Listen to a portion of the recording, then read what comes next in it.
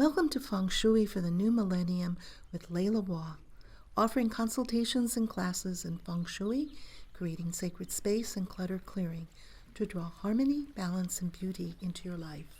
Visit me at www.blessyourlifewithfengshui.com and on Facebook and YouTube. Chinese mythological animals used in Feng Shui all have specific characteristics and environmental functions. Feng Shui seeks to assess environmental qualities of a site, a location, a building or room, and further to determine whether or not the qualities contained are beneficial or adverse. If they are adverse, negative qi is present. Feng Shui seeks to offer solutions for improvement or eradication of negative qi.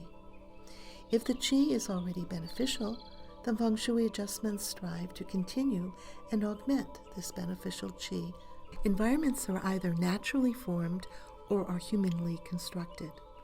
Nature is considered superior to constructions made by humans.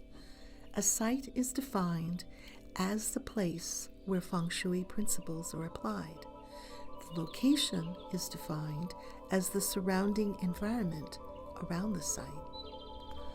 Although environmental features may be the same for neighboring sites, within any given location, the qualities of those features will vary according to the actual position of each site within its location. Furthermore, the environmental features for a site vary according to the site orientation. The 5 mythological Chinese animals are the red bird or phoenix, black turtle, green dragon, white tiger, and the yellow snake. Each refers to an earth direction and a compass direction except for the yellow snake. When the Feng Shui of a locality is being assessed, the 4-element compass directions and their relative Chinese animal may be applied to the 4 compass points. The red bird or phoenix is the south and relates to the entrance of the site or building. The black turtle is the north and relates to the rear of the site or building. The green dragon is the east and relates to the left side of the site or building. The white tiger is the west and relates to the right side of the site or building. And the yellow snake represents the center of the site or building. Whenever a site is being assessed, the Chinese animal names may be applied to the points on the compass. Though there are 4 directions, center is also important in Feng Shui assessments. What quality or activity is happening in the center of a site or building has great effect on its occupants and the living forms residing in or around the site or building. When the front of a site faces the actual earth compass direction, south, then the 4 Feng Shui animal terms correspond with each 4 earth compass directions.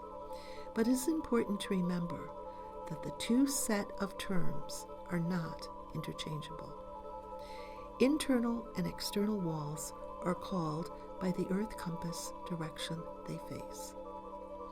In ancient lore, the distinguishable presence of all 4 major symbols is considered highly auspicious. That means the site has the shape of the sleeping green dragon.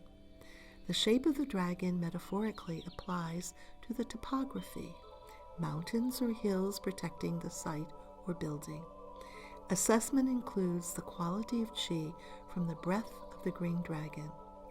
A favorable land is undulating, looking much like a dragon at repose.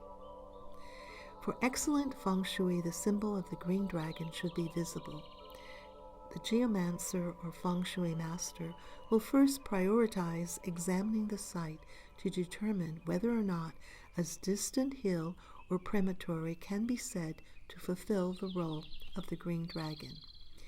It is considered hazardous to build, construct, or cut across the natural features seen as part of the green dragon's body.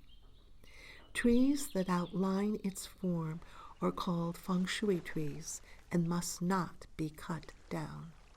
It is bad form to slice into the green dragon's veins, because this kills the green dragon and brings calamities. The destruction of forests and other natural landscapes brings on calamities or natural disasters and ruination to native peoples. Houses that have no back-facing protection, comprised of hills, trees, rocks, or mountains, appear most vulnerable. A lone house without foliage or protection is vulnerable indeed. The ideal setting in traditional Feng Shui has two hills, one to the east of the location, and the other is set to the west of the location. The green dragon's always the one on the eastern side and is superior to the white tiger. The green dragon hill will be slightly higher, more prominent, more rugged than the western hill. When one hill continues behind the other, this is considered even more auspicious, and it is said to represent the green dragon and white tiger embracing. The north can be represented by more distant and higher mountains. Suitably positioned conifers are also regarded as symbols of the black turtle. In a city, high risers often serve as black turtle and red bird. The south should be open. It is auspicious if there is a depression on the southern aspect. Farther in the distance, it is ideal to identify a rock or some other feature which represents the Feng Shui red bird, but nothing that overshadows the building, as this would be considered negative qi or a poison arrow. In traditionally built Feng Shui homes and temples, a sunken courtyard or pool of water is placed in the front of the building. This is called welcoming qi, which is good energy directed towards the house or temple and its occupants. Whenever we are living and working, we can enhance our environment. Application of Feng Shui principles promotes welcoming qi, harmony, and beauty to benefit ourselves and our neighbors. Maintaining our environments with care and promoting balance are important ingredients toward creating more kanyu, the kindness of nature, in all our lives. Visit me, Laila at www.blessyourlifewithfengshui and on Facebook and YouTube. Together we can create a more harmonious and beautiful world.